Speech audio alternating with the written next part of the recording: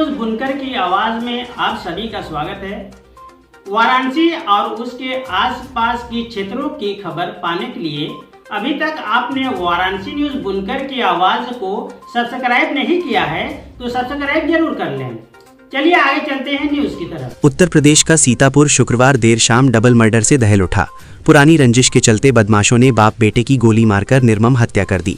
ये घटना इमलिया सुल्तानपुर थाना क्षेत्र से सामने आई है। मृतकों की पहचान फतेहपुर गांव के रहने वाले छोटे खान उर्फ अख्तर और उनके बेटे मैसर खान के रूप में हुई है। बताया जा रहा है कि हमलावर रामू ने अख्तर के सिर में गोली मारी। वहीं बेटे मैसर खान के चेहरे और शरीर पर भी गंभीर चोटों के निशान मिले हैं। घटना के बाद गांव और आसपास के इलाके में अफरा तफरी मच गई।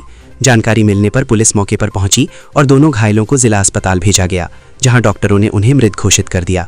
मामला दो समुदायों से जुड़ा होने के चलते एहतियात के तौर पर कई थानों की पुलिस फोर्स मौके पर तैनात कर दी गई है। पुलिस के मुताबिक ये हत्या पुरानी दुश्मनी के चलते की गई है। एक दिन पहले ही हुआ था विवाद। पुलिस ने बताया कि एक दिन पहले ही दोनों पक्षों के बीच विवाद हुआ था। गुरुवार को मेड़ काटने को लेकर मारपीट हुई थी, जिसके बाद पुलिस ने दोनों पक्षों का शांति भंग में चालान कर जेल भेज किया था। शुक्रवार को अख्तर और उनका बेटा मैसर और आरोपी रामू एसडीएम कोर्ट से जमानत कराकर गांव लौट रहे थे। गांव के पास पहुंचते ही दोनों पक्षों में फिर से कहासुनी हुई और फिर हिंसक झड़प हो गई। आरोप है कि रामू ने पहले पिता और बेटे पर बाके से हमला किया। इसी दौरान उसके पक्ष के कुछ अन्य लोग भी मौके पर पहुंच गए।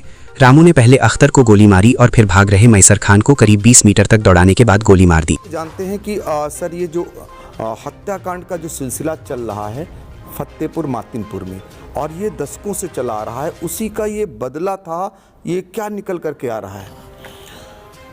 दिनांक 26/12/2025 को थाना क्षेत्र इमलिया सुल्तानपुर में ग्राम फतेहपुर मातिनपुर में दो व्यक्तियों की हत्या की गई थी, जिनके नाम अख्तर और मैसर खां थे।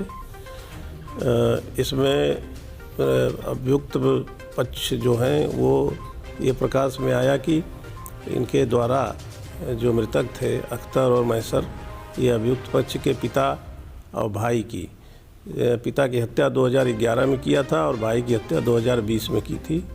उसी बदले की भावना से इन लोगों द्वारा ये हत्या कारित की गई है।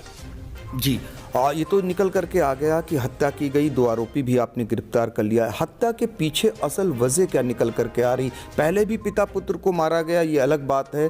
2000 जो है पहले 11 में हत्या होती है और जिसमें ठाकुर प्रसाद की हत्या की जाती है। फिर उनका जो बेटा होता है संतोष, उसकी भी हत्या 2020 में होती है, जो बीडीसी होता है। दोनों के पीछे क्या, जैसे कहते हैं कि हत्या की वजह जर जमीन जोरू, तो यहाँ जोरू है क्या कारण? देखिए, इसमें 2011 में जो हत्या हुई थी उसमें नामजद अभियुक्तों में अख्तर जो वर्तमान में जिसकी हत्या हुई है और उसका लड़का मैसर था।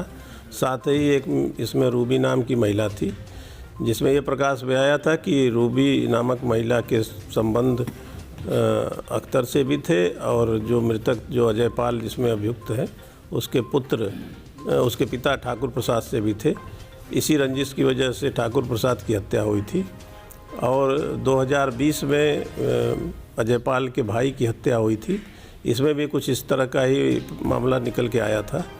इन्हीं रंजिश की वजह से वर्तमान में ये लोग गांव छोड़ के दूसरे गांव में अजय पाल इत्यादि रहते थे और जो अख्तर और मैसर थे ये भी पूर्व में यहाँ से खीरी चले गए थे, जहाँ पे मितौली थाना क्षेत्र में ये रहते थे।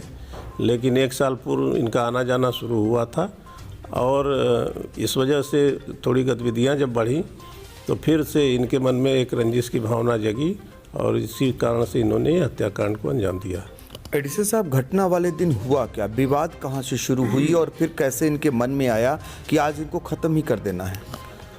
25/12/2025 को अख्तर जो है बाइक से जो अभियुक्त पक्ष हैं अजय पाल और रामू के घर के सामने से गुजरा, तो इन लोगों ने उसको रोक के ये पूछा था कि हमको खेत पे नहीं जाने देते, हमारे घर के सामने से न जाओ। इसी बात को लेके कहासुनी हुई थी, जिसमें दोनों पक्षों द्वारा थाने जाके शिकायत किया गया था और दोनों का 151 में चालान किया गया था। चालान के बाद ये शाम को जब घर लौट रहे थे तो अजय पाल और रामू इत्यादि जो अभियुक्त हैं, इन्होंने पहले से ही घात लगा के वापस ऑटो से ये अख्तर और मैसर तहसील से लौट रहे थे तो रास्ते में रोक के इनकी हत्या की।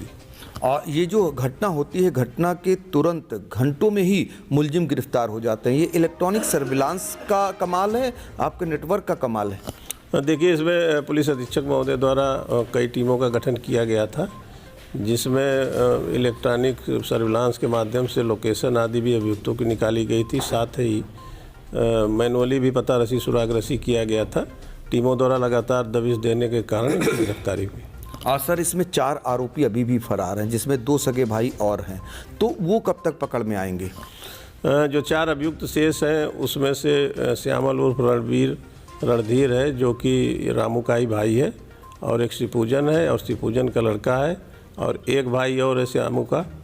तो इनकी शीघ्र गिरफ्तारी की जाएगी। टीमें लगातार लगी हुई हैं, दबिश दे रही। एहतियातन तौर पर वहाँ पर कोई नौबत फिर से न बने, क्या कदम उठाए जा रहे हैं? वर्तमान में वहाँ पे पीएसी और थानों की सर्किल की पूरी फोर्स वहाँ लगाई गई है, जो कि लगातार अभी वहाँ पे बनी रहेगी ताकि शांति व्यवस्था बनी रहे।